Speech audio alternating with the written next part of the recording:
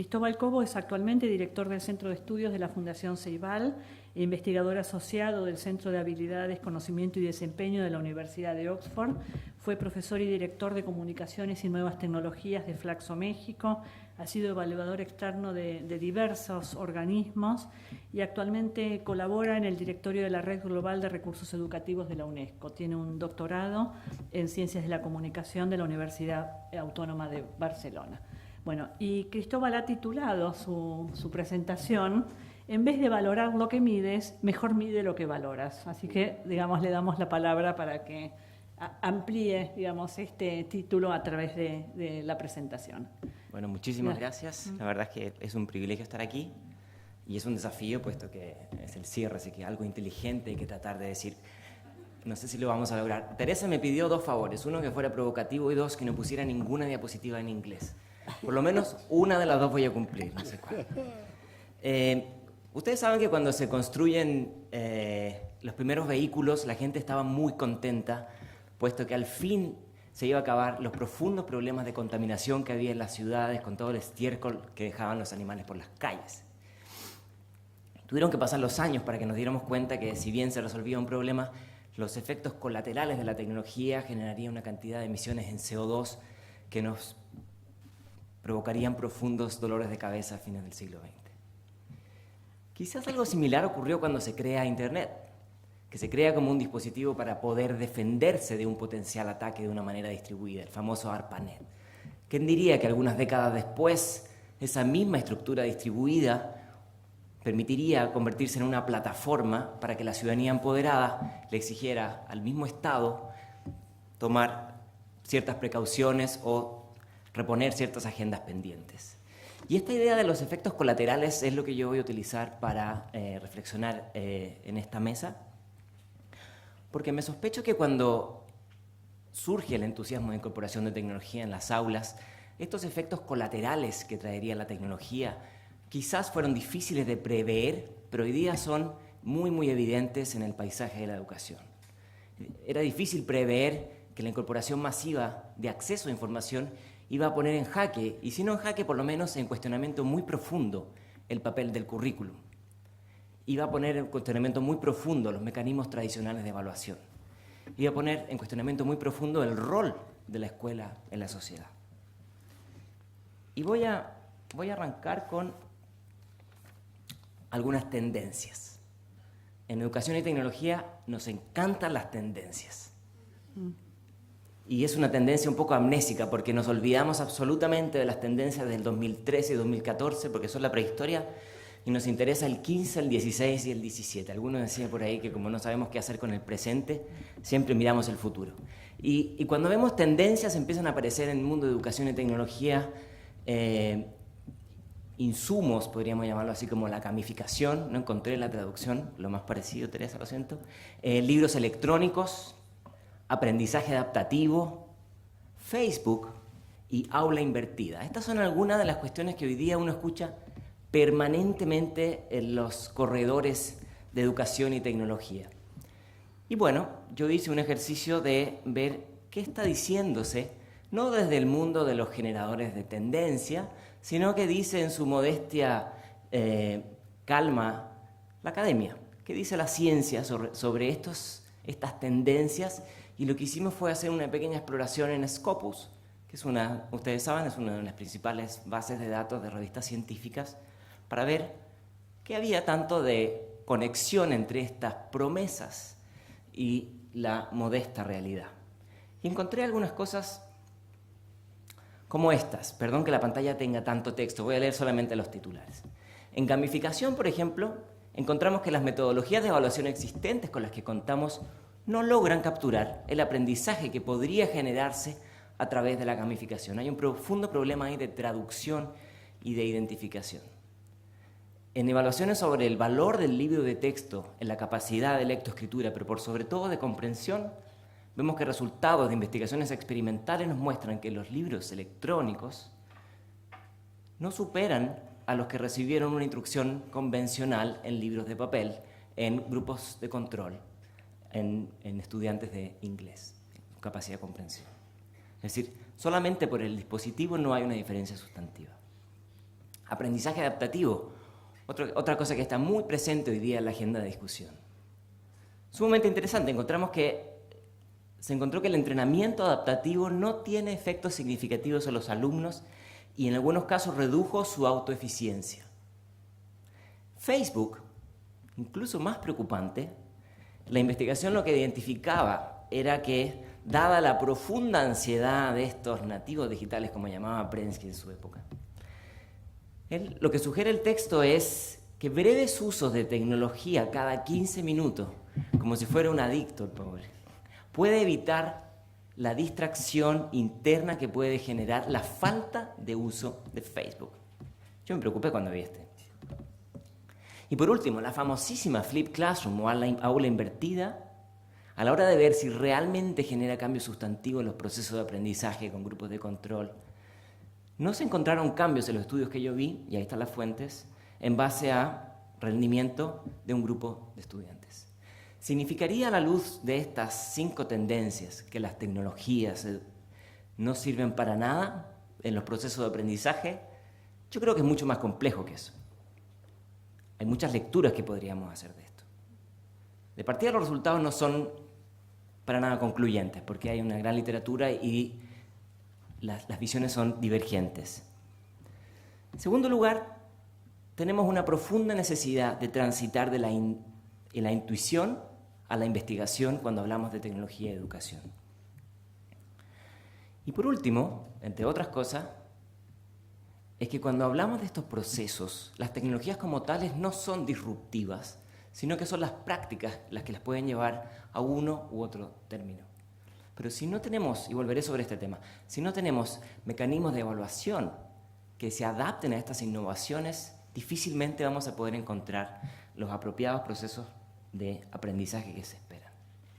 Y tengo algunos elementos aquí que quisiera recalcar que creo que paran esta línea. Decía yo que las tecnologías de información y comunicación como tales no son disruptivas. Hemos visto que pueden ser amplificadoras de modelos centrados en la transferencia de información, en la memorización, o pueden ser amplificadoras de un aprendizaje mucho más fragmentado, mucho más abierto y mucho más capaz de repensarse a sí mismo. Pero otro elemento importante es que si bien no son disruptivas como tales, sí son profundamente multicontextuales y, como muy bien decía Paula, desdibujan las barreras del tiempo y el espacio de una manera mucho más compleja. Hay un estudio, ISILS, el estudio, voy a traducirlo para que no me regañe Teresa, de alfabetismo informacional y computacional, conducido en 20 países, que entre los resultados que arrojó el 2013, identificó que los estudiantes que usan la computadora en casa tienen mayores destrezas en competencias digitales.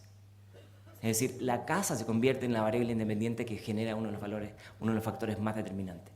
Y esto es muy interesante porque pone énfasis en el componente multicontextual, atemporal del uso de la tecnología. Pero ese no es el único tema. Otro elemento que me parece que es sustantivo cuando pensamos en estos efectos colaterales de la tecnología en el mundo de la educación es que el valor del conocimiento ha cambiado de manera estructural. Ya los centros dialogan con la periferia, la fragmentación del conocimiento es mucho más profunda, la división entre disciplinas es mucho más evidente. Un ejemplo claro es la enorme explosión de recursos educativos abiertos, los REAs, los MOOCs y otras iniciativas de poner contenidos educativos abiertos. Pero nos queda mucho camino pendiente. Castellano, la lengua castellana, es la segunda con mayores habitantes en el mundo, la segunda más hablada, pero en Internet es la quinta lengua, precedida por el ruso, el ruso, el alemán y el japonés. Entonces me parece que ahí hay una agenda pendiente de generar más contenidos, ¿no? De pensar en otras licencias, de permitir que el conocimiento fluya de una manera más abierta, de atreverse a cuestionar la estructura del currículum como un ente cerrado y no como un dispositivo más abierto, más poroso. Cuando decimos que fluya, tiene que ser también fluir entre plataformas y entre países. No tiene sentido pensar en recursos educativos abiertos por países, porque la esencia de estos contenidos es que puedan fluir, reconstruirse y mejorarse entre varios. Y hay un elemento que Paula también mencionó, que yo lo celebro, que es el tema de nuestra relación y nuestro desarrollo de habilidades y destrezas con las tecnologías digitales. A la fecha, investigaciones regionales e internacionales nos muestran que, si bien ha habido mejoras interesantes en términos de destrezas más básicas como buscar o discriminar información, varían por países, pero en general es un área donde hemos avanzado más camino. Queda muchísimo camino por avanzar en habilidades más complejas como la capacidad de generar contenidos, representar contenidos e interpretar contenidos. Y esto me parece interesante puesto que el concepto de habilidad digital ha ido evolucionando a lo largo del tiempo. Lo que en algún momento bastaba con el dominio de los dispositivos, hoy día es un concepto que ha ido evolucionando, complejizándose. Hoy día la habilidad digital, si se piensa de manera aparte de la identidad digital o de la capacidad de administrar tu huella digital, me parece que no queda completamente trabajada. ¿Y por qué no? Como muestra la imagen, el tema de la privacidad. Yo creo que la brecha digital hoy día ya no es solamente de acceso, sino que es de un uso maduro en los entornos digitales. Eso no puede quedar recluido para las comunidades con mayores beneficios que entran en estas discusiones, sino que ha de ser una segunda brecha digital que ha de estar más presente. No se basta con estar online, porque si solamente estamos online puede ser que la vida, sacrificamos un poco de nuestra vida privada. Y ahí me parece interesante esta frase de Snowden que dice: pensar que la privacidad no es importante porque no tienes nada que esconder, es como creer que la libertad de expresión no es relevante porque no tienes nada que decir. Y aquí, algo que salió en la mesa anterior, que yo lo quiero retomar este guante porque creo que es estructural, y es evidente que si uno trabaja con tecnología, es evidente que uno trabaja con cambio y trabaja con innovación. Muchos de los programas regionales que apostaron por un tipo de dispositivo, por una familia de dispositivos, es muy probable que esos dispositivos sigan evolucionando como evoluciona todo el ecosistema digital. Y eso nos tiene que llevar a pensar en cómo hacer para no atrapar políticas de inclusión en herramientas tecnológicas específicas y pensar en un ecosistema más abierto y más permeable. Esto tiene que ver con tendencias del mundo anglosajón, que habla del bring your own device, trae tu propio dispositivo, pero yo creo que también podemos pensarlo desde otra manera: construye tu propio dispositivo. Y yo creo que ahí nos queda un camino por avanzar. Construye tu propio dispositivo significa hablar más de la tecnocreación, ser menos tecnoconsumista y más tecnocreador, makers como lo llaman en inglés. Entender que el tema de aprender a construir en código no es algo solamente para los ingenieros, porque entender cómo funciona un código es entender cómo funciona la tecnología y te permite pensar de una manera diferente. De la misma manera que cuando tú hablas otra lengua, piensas de una manera distinta. Entender un código, aunque el día de mañana no lo utilices en tu profesión, te da una manera distinta de razonar. Y esto tiene que ver también con migraciones, de pasar de políticas centradas en software a más políticas centradas en apps, donde no se está todo capitalizado en un tipo de herramientas, sino que en una familia de herramientas. Tiene más que ver con pensar en entornos personales de aprendizaje, autoconstruidos por el sujeto y no proveídos por una entidad central. Y yo creo que también tiene que ver con hacer un poco más de investigación en esta presunción que tenemos, que con las tablets no se puede generar contenido, que solamente se puede consumir contenido. Tenemos esa hipótesis, yo la escucho permanentemente, que con las laptops se puede crear contenido y que con las tablets solamente se consume. Pero hasta la fecha lo he visto más a nivel de conjetura que a nivel de resultado. Así que ahí dejo otro guante para la discusión posterior. Y aquí también yo creo que hay que pasar también en la discusión, ampliar un poco el panorama y pasar no solamente a la idea de uno a uno en términos de dispositivo, sino que yo creo que el gran desafío está en pasar a uno en términos de modelos de enseñanza y modelos de aprendizaje. Me parece que es mucho más estructural y trasciende y invisibiliza y pone en un lado la tecnología y nos pone sobre las grandes preguntas que son cómo podemos desfragmentar estos bloques de conocimiento que muy bien representaba Pink Floyd The Wall y pensar en estructuras mucho más, no solamente más permeables, sino que mucho más acordes al contexto y el momento que estás aprendiendo, y no solamente aprender por si algún momento te puede llegar a servir lo que estás aprendiendo.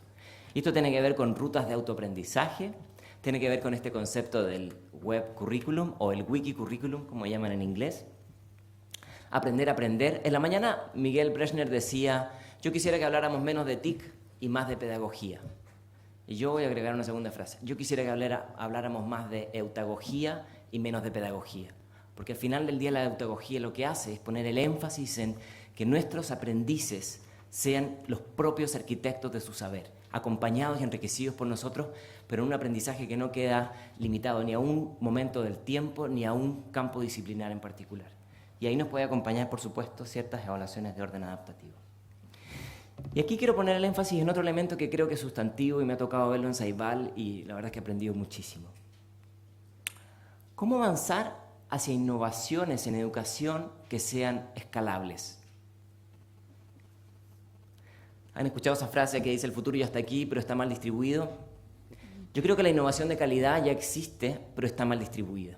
Y está en ciertos polos y en ciertos contextos donde es fácil o que están las condiciones. Y el gran desafío que tenemos hoy día, creo yo, es en pensar en mejoras en los procesos de aprendizaje que sean inclusivas y que tengan espacio para todos y no solamente para un grupo de privilegiados. Y esto trae un profundo problema, porque ni los pilotos que muchas veces vemos en los modelos educativos resultan ser tan eficientes porque al escalarlo se sacrifican y se pierde su esencia. Y también la importación de prácticas de otros lugares también genera el mismo divorcio. ¿Cuántas veces hemos escuchado sobre la finlandización de la educación? Y que nuestros países y nuestros modelos han de pensar como Finlandia, cuando nuestras estructuras de idiosincrasia son profundamente distintas. Aquí yo creo que el desafío está en pensar en sistemas más adaptables. Y cuando digo adaptables, es que sistemas que sean capaces de aprender, el sistema educativo que sea capaz de aprender. Hoy día contamos con muchos más datos de los que podemos administrar, pero creo yo con mucho campo por desarrollar en términos de construir esa destreza para poder aprender aquello que no está funcionando y adaptarlo de una manera más inmediata. Nuestra capacidad de reacción me parece que aún queda por desarrollarse. Y por último, en términos de innovación escalable, pensar en mejoras en 360 grados. Una vez más, si queremos innovar, y solamente innovamos con dispositivos, pero el currículum, la evaluación, la formación docente no va a la par de estas innovaciones, entonces el círculo virtuoso no termina de completarse. Y aquí me parece que tenemos un desafío importante en términos de pensar en nuevos instrumentos de evaluación. En una era post-PISA, si es que no hay nadie de OSD aquí presente.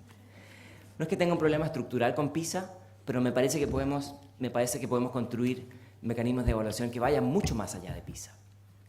Complejos, como el que está ofreciendo la PISA 2015, de resolución de problemas de manera colaborativa, con una estructura y una rúbrica que es realmente compleja en un entorno simulado. Está bien, pero necesitamos más de eso en más tipos de destrezas. A lo mejor tienen que ser más complejas, no es solamente un tipo de evaluación, sino a lo mejor tiene que ser una triangulación, como sugieren algunos, que combine estándares con observación, con evidencia, con autoevaluación. ¿Que eso puede ser más complejo? Probablemente sí, pero no tampoco podemos quedarnos en aquello que es fácil de medir, que es muchas veces lo que temo que queda en la agenda. Y aquí hay un tema que yo creo que es estructural, que es, creo que vale la pena poner más el tema de la ciudadanía digital sobre la discusión. Con la enorme cantidad de horas que pasan nuestros estudiantes, nuestros docentes y sus círculos cercanos en Internet, es importante entender que la escuela juega un rol importante a la hora de orientar. Y eso no tiene que ver con, ahora entramos a clases, todo el mundo apague sus celulares, nadie entre a Facebook, pero tiene que ver con hablar de estos temas. Entender que el mundo en línea implica responsabilidades y derechos, implica un rol activo, y yo creo que implica una reflexión profunda con respecto a todo lo que está pasando con nuestros datos y las consecuencias de innovaciones como las del vehículo o la de Internet, que no sabemos cuáles habrán de ser los efectos colaterales. Yo creo que a la luz de los 15 o 20 años de políticas públicas en la región en términos de educación y tecnología, Yo creo que ya nos podemos dar permiso para entrar en una discusión post-tecnodeterminista, que ponga un poco al lado la tecnología y que se centre más en cómo se ha reconfigurado el valor del conocimiento hoy día, dentro y fuera de la escuela. ¿Cómo? ¿Esa música es para que me calle?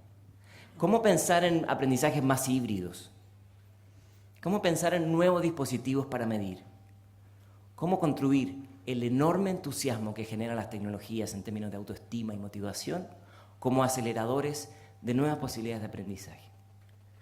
Yo creo que una de las grandes tareas que tenemos en la agenda regional es construir más investigación y compartir más la investigación entre nosotros y dejar de hacer la investigación de manera como silos.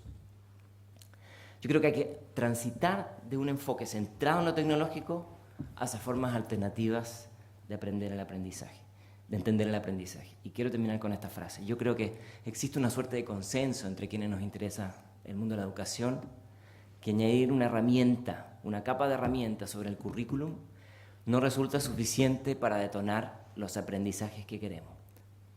Muchas gracias. Muchas gracias. Gracias, Cristóbal.